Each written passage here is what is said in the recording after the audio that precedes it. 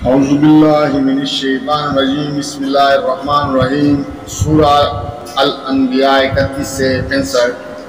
اور ہم نے زمین میں پہاڑ جما دیے تاکہ وہ انہیں لے کر ڈلک نہ جائے، اور اس میں کشادہ راہیں بنا دی شاید کہ لوگ اپنا رستہ معلوم کر لے۔ اور ہم نے آسمان کو ایک محفوظ چھت بنا دیا، مگر یہ ہے کہ اس کی نشانیوں کی طرف توجہ ہی نہیں کرتے۔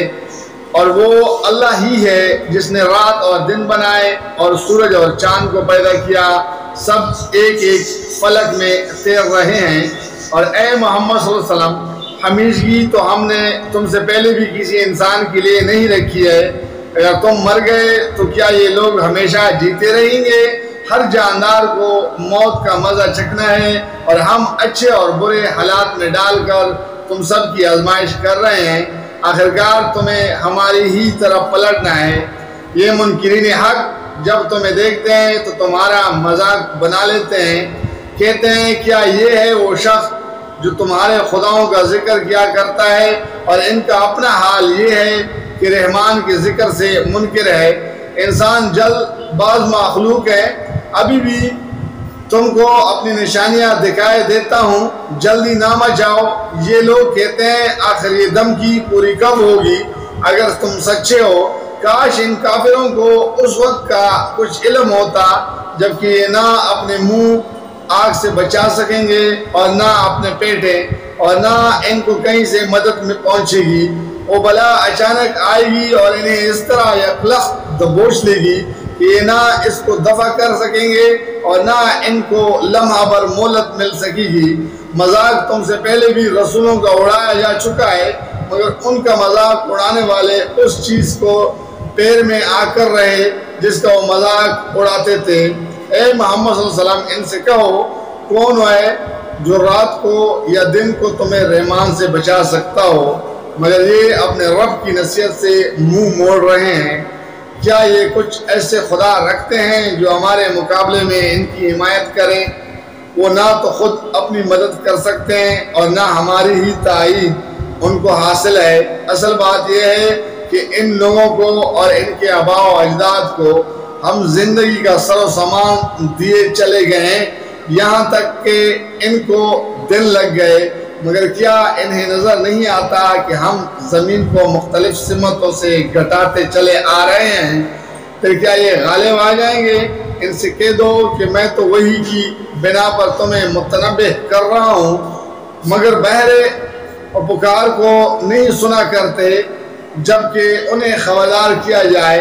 اور اگر تیرے رب کے عذاب ذرا سا انہیں چھو جائے تو ابھی چیخ اٹھیں گے کہ ہائے ہماری کمبختی، بے شک ہم خطاوار تھے۔ قیامت کے روز ہم ٹھیک ٹھیک تولنے والے ترازو رکھ دیں گے، پھر کسی شخص پر ذرا برابر ظلم نہ ہوگا۔ جس کا رائی کے دانے کے برابر بھی کچھ کیا دھرا ہوگا وہ ہم سامنے لے آئیں گے۔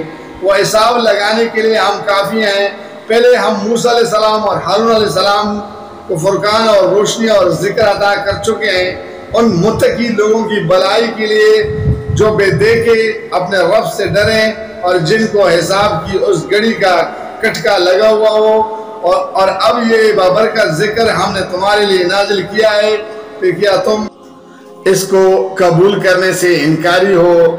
اس سے بھی پہلے ہم نے ابراہیم علیہ السلام کو اور اس کی ہوشمندی بخشی تھی، اور ہم اس کو خوب جانتے تھے۔ یاد کرو وہ موقع جبکہ اس نے اپنے باپ اور اپنی قوم سے کہا تھا کہ یہ مورتیں کیسی ہے جن کو تم لوگ گرویدہ ہو رہے ہیں؟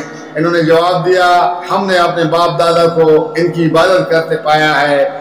اس نے کہا تم بھی گمراہ ہو اور تمہارے باپ دادا بھی سحری گمراہی میں پڑے ہوئے تھے۔ انہوں نے کہا کیا تو ہمارے سامنے اپنی اصلی خیالات پیش کر رہا ہے یا مذاق کرتا ہے؟ اس نے جواب دیا نہیں، بلکہ فی الواقع تمہارا رب وہی ہے جو زمین اور آسمانوں کا رب اور ان کا پیدا کرنے والا ہے۔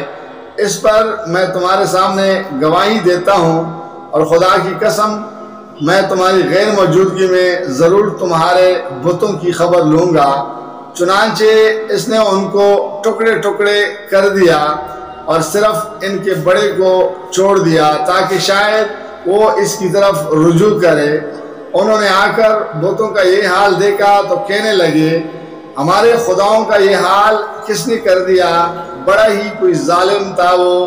بعض لوگ بولے ہم نے ایک نوجوان کو ان کا ذکر کرتے سنا تھا جس کا نام ابراہیم ہے، انہوں نے کہا تو پکڑ لاؤ اس سب کے سامنے تاکہ لوگ دیکھ لیں اس کی کیسی خبر لی جاتی ہے۔ ابراہیم علیہ السلام کے آنے پر انہوں نے پوچھا کیوں ابراہیم تو نے ہماری خداؤں کے ساتھ یہ حرکت کی ہے؟ اس نے جواب دیا بلکہ یہ سب کچھ ان کے اس سردار نے کیا ہے، انہی سے پوچھ لو اگر یہ بولتے ہوں۔ یہ سن کر وہ لوگ اپنے ضمیر کی طرف پلٹے اور اپنے دلوں میں کہنے لگے واقعی تم خود ہی ظالم ہو، مگر پھر ان کی مت پلٹ گئی اور بولے تو جانتا ہے کہ یہ بولتے نہیں ہیں۔ جزاک اللہ، فی امان اللہ۔